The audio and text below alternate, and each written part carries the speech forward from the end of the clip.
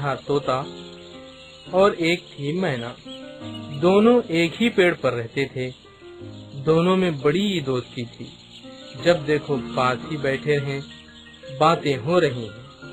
मगर तोता कुछ गमगीन सा रहता था। मैना अक्सर इस बात को महसूस करती थी और इसकी परेशानी का सबब पूछती, लेकिन तोता बात काट देता और कोई दूसरी बात छेड़ देता। आखिर मैना से न रहा गया। एक दिन उसने तोते से कुरेद कर पूछा, तोते मियाँ, हम लोग मुद्दत से एक जगह रहते हैं, एक दूसरे के दुख दर्द में शरीक हैं। फिर क्या बात है कि तुम मुझसे अपनी बेचैनी को छिपाते हो? ये तुम्हारा वहम है, मैं बिल्कुल ठीक हूँ। हाँ, ये ठीक है। तुम्हें अल्लाह ने सब कुछ दे रखा है। ये खूबसूरत शक्ल और सूरत, ये बाग की बहारें, फल फूल और ऐसा अच्छा मौसम। अपनी नींद उठे हो, अपनी नींद सोते हो, मगर फिर भी देखती हूँ कि तुम किसी फिक्र में डूबे रहते हो। आज मुझे अपना भेद जरूर बताओ, इससे तुम्हारे दिल का बोझ हल्का होगा। तोते ने जब देखा मैना मानने वाली नहीं है, तो इसने कहा, मैना बहन, बात ये है कि आजकल दुनिया में बड़ी अफरा तफरी मची हुई है। बाग में जितने जानवर हैं, किसी को किसी से कोई हमदर्दी नहीं।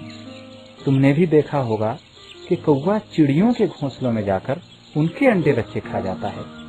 चील और बाज के मुंह से भी खून लगा हुआ है। हर तरफ जुल्म है। जो जरा भी ताकत रखता है वो कमजोर को सता रहा है। हर एक को सिर्फ अपने फायदे से मतलब है। लड़ना झगड़ना, एक दूसरे को मार देना मामूली बात हो गई है। मैं जब इन करतूतों की तरफ देखता हूँ तो दिल कांप जाता है। लेकिन तुम इन सब की फिक्र में क्यों घुल रहे हो? ये दूसरों की फिक्र नहीं है, ये तो अपना ही गम है। जब जुल्म और सितम ज्यादा बढ़ जाएगा तो हम ही इससे कहाँ बचेंगे।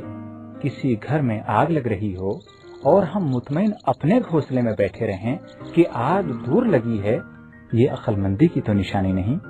इसका सही तरीका तो यही है कि आग जहाँ भी लग रही है वहीं इसको बुझाने दौड़ पड़ो, ताकि आग को आगे फैलने का मौका ही न मिले।